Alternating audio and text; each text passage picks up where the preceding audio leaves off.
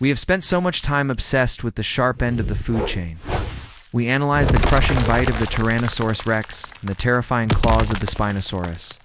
But if you want to find the true absolute rulers of the Mesozoic era, you don't look at the ones doing the hunting. You look at the ones that were too big to be hunted. The true dominance of size on Earth didn't belong to the agile, bipedal killers. It belonged to the sauropods, the long-necked titans that turned biology into architecture. And sitting on the absolute throne of this dynasty is a creature so massive that it defies our understanding of what is biologically possible. The Argentinosaurus, discovered in the red rocks of Argentina. Argentinosaurus hunculensis is widely recognized by science as the heaviest reliable dinosaur to ever walk the planet. We are talking about a creature that stretched between 33 and 35 meters long. Its weight is estimated at a staggering 70 to 80 tons. To put that into perspective, that is the equivalent of a herd of 14 African elephants stacked inside a single skin, or a bowing 737 trying to walk on 4 legs. It was a biological skyscraper. But this brings us to the central paradox of paleontology. Why did it stop there? Theoretical biomechanics suggests that a land animal's bone structure could potentially support up to 120 tons before snapping. Yet the Argentinosaurus hovered around 80. Meanwhile, in the ocean, animals like the blue whale have shattered the 150-ton barrier with ease. Why is there such a rigid glass ceiling on land? This video is not just about a big dinosaur. It is about the invisible wall that physics built around the Earth. We are going to prove that the Argentinosaurus wasn't just an animal. It was an experiment in pushing the gravity rule to its absolute breaking point. While predators like the T-Rex hit their limit at 15 tons, the Argentinosaurus proved that with 4 legs. You could go further, but even a godlike titan eventually has to bow down to the laws of physics first. Let's look at the hard evidence. How do we actually know the Argentinosaurus was the champion? In the world of paleontology, the word biggest is a dangerous term because, ironically, the largest animals often leave the fewest traces. When an 80-ton animal dies, it doesn't get buried quickly. It bloats, it explodes, and it gets scattered by scavengers.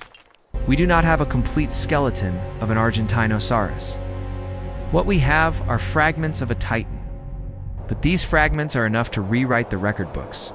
Recovered from the Huincul Formation, fossil remains include a fibula, leg bone as tall as a human being, sacral vertebrae, and dorsal vertebrae that are over 1.5 meters tall. These aren't just bones, they are architectural columns.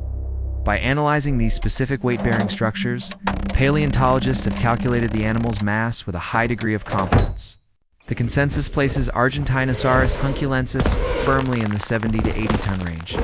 To verify this, scientists use a reference ruler, a more complete relative. Enter Patagotitan majorum. Found in the same region, the Patagotitan is one of the most complete titanosaurs ever discovered. We have its neck, its back, its tail. It weighed around 50 to 55 tons. By using Patagotitan as a biological blueprint, and scaling it up to match the massive dimensions of the Argentinosaurus bones, we can mathematically confirm that Argentinosaurus was indeed a significantly heavier beast. It was the big brother that Patagotitan looked up to. Now, you browse paleoforums, you might hear whispers of other challengers. Names like Bruhathkayosaurus from India often float around with terrifying estimates of 110 to 130 tons.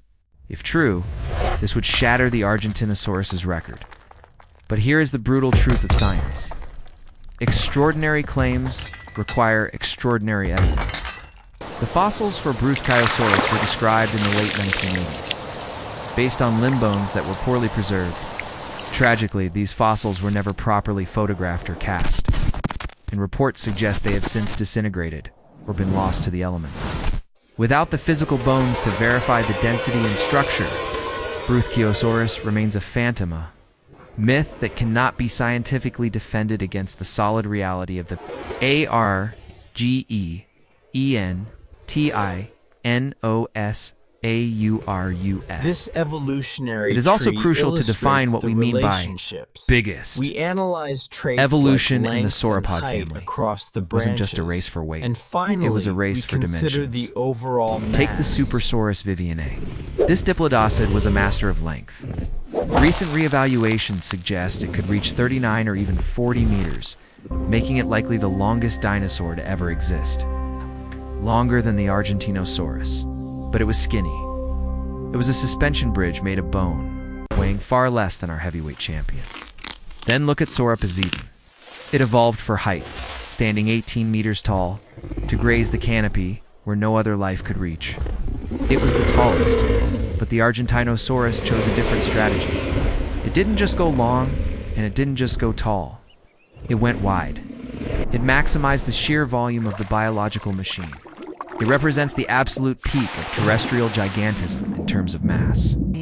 However, we must remember that this record is temporary.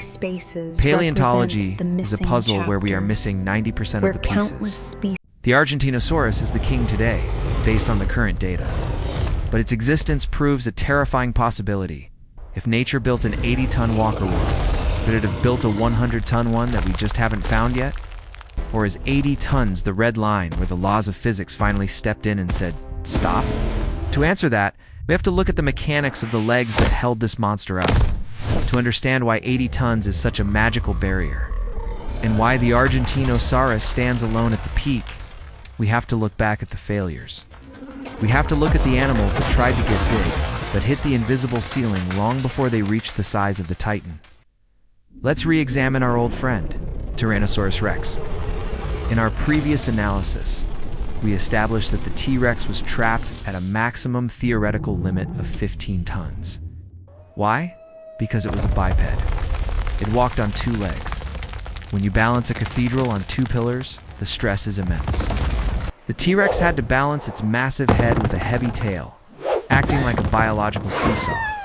If it grew any heavier, its leg bones would have to become so thick to support the weight that there would be no room left for muscle. It would effectively become a statue, unable to walk. The Argentinosaurus solved this problem by changing the architecture. It became a quadruped. By distributing its weight across four pillar-like legs, it essentially became a biological table. This stable four-point stance allowed it to quintuple the weight limit of the T-Rex, pushing past the 15-ton barrier and skyrocketing up to 80 tons. But here's the catch. Even with four legs, the limit is real. Bones are made of calcium phosphate. This material has a fixed breaking point. It doesn't matter if you are a mouse or a monster. Your bones are made of the same stuff. As a land animal gets bigger, its mass increases by the cube volume. But the strength of its bones only increases by the square cross-section. Eventually, you reach a point where gravity simply overpowers biochemistry. For the Argentinosaurus, that point was 80 tons. If it had tried to grow to 100 tons on land, its legs would have snapped under the strain. Of its own existence, we can see this. Terrestrial Ceiling enforced even more strictly when we fast. Forward to the Cenozoic era, mammals. After the dinosaurs were wiped out, mammals took over the world. They evolved to fill the empty niches, and inevitably, they tried to get huge. The result was the Paraceratherium, a giant hornless rhinoceros that lived about 30 million years ago. It was the largest land mammal to ever live. But here is the disappointing statistic. It maxed out at only 15 to 20 tons. Think about that difference. The mammal champion 20 tons is a dwarf compared to the dinosaur champion 80 tons. Why couldn't mammals break the 20-ton ceiling? The answer lies in biological engineering. Dinosaurs, like their modern descendants, birds, had a superior respiratory system. They possessed hollow bones pneumatization and a system of air sacs that allowed for unidirectional breathing. An Argentinosaurus skeleton was deceptively light.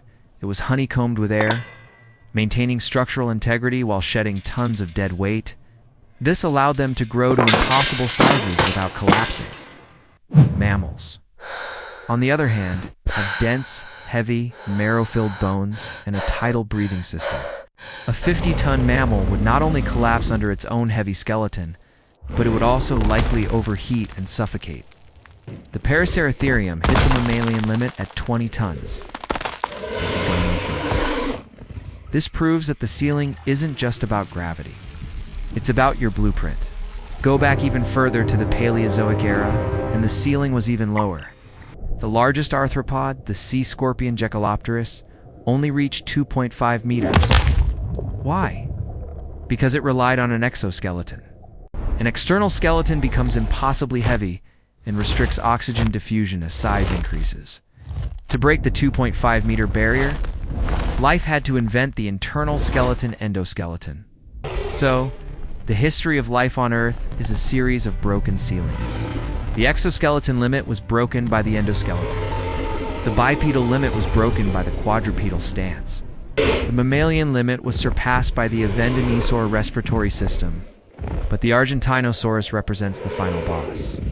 It combined the most efficient skeleton, the most efficient breathing, and the most stable stance to reach 80 tons. And there it stopped. Because beyond that point, gravity stops being a challenge and becomes a death sentence.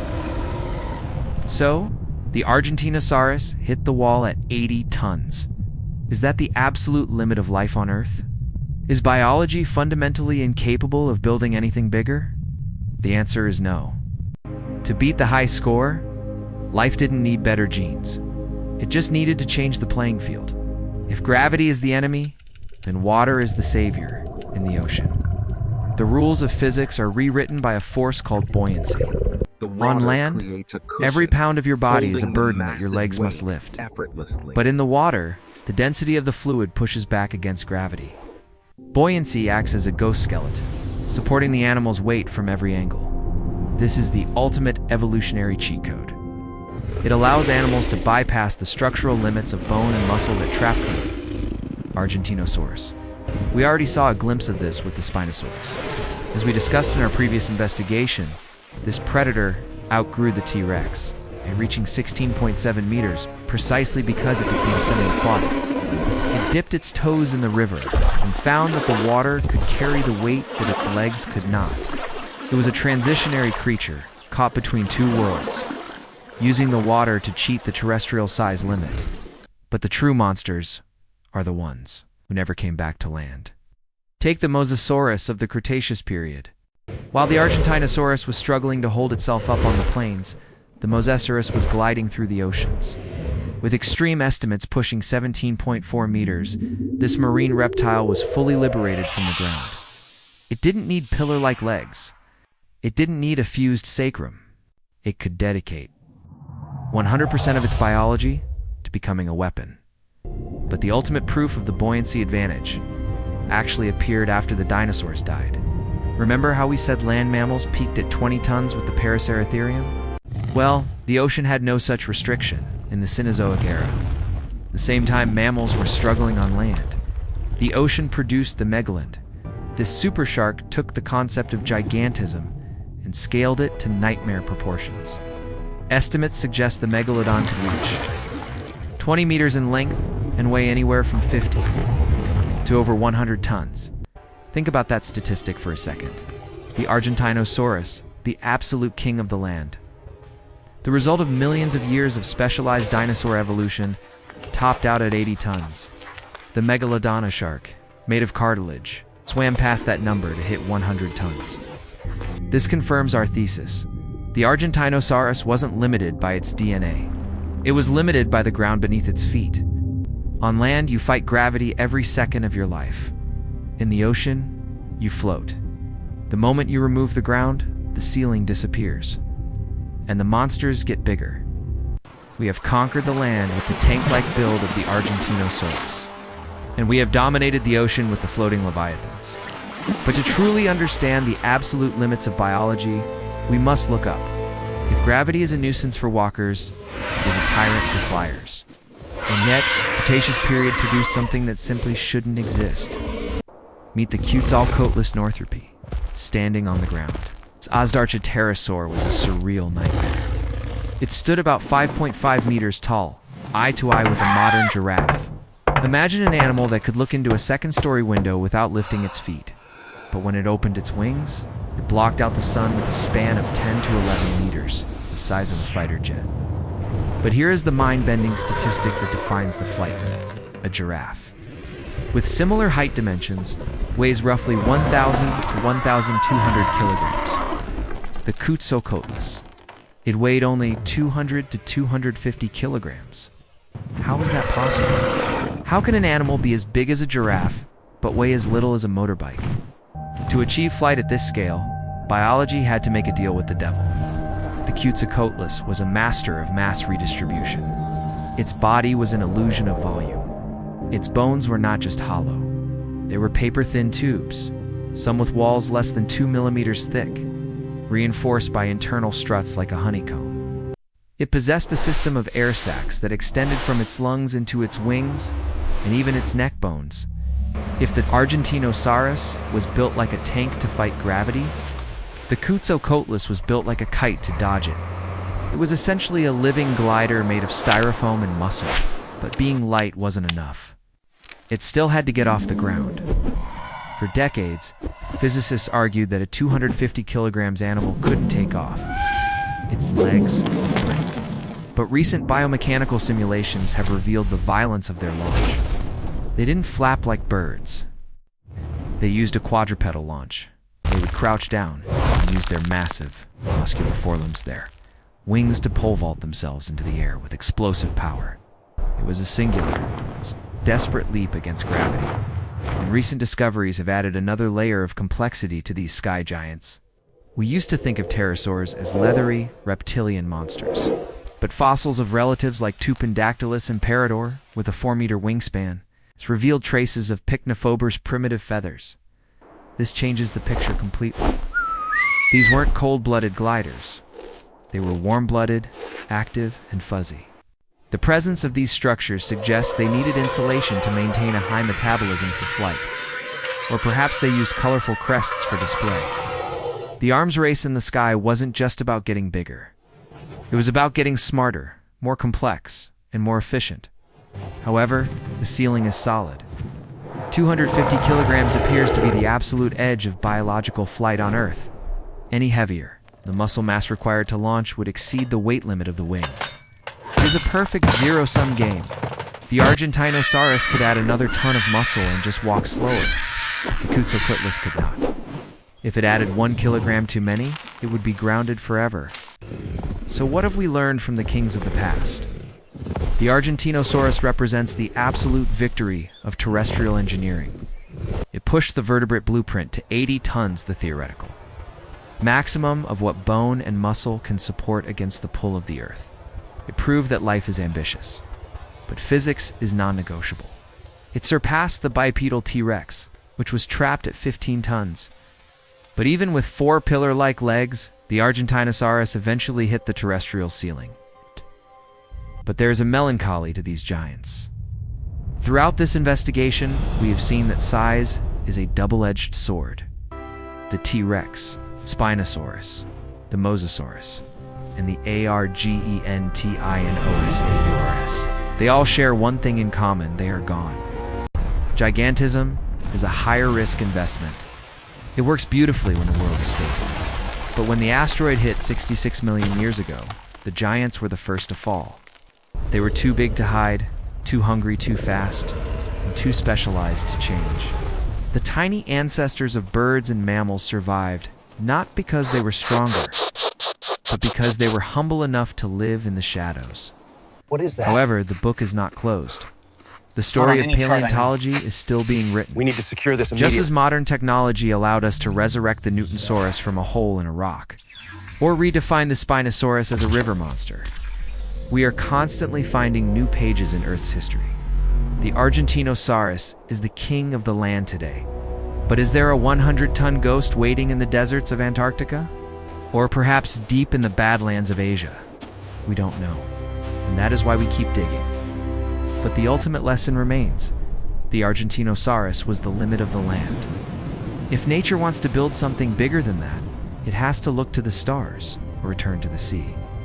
This concludes our deep dive into the physics of prehistoric giants. From the T-Rex's tiny arms to the Argentinosaurus's massive legs, we've covered it all. Now I want to turn the question over to you.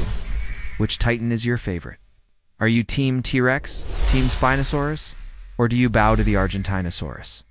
Let me know in the comments below if you enjoyed this journey into the impossible physics of the past. Let's make some sparks Please hit that fly. like button and subscribe. We are building a community of 40,000 explorers here. I want you to be part of the next adventure. Stay curious, stay skeptical, and I'll see you in the next era.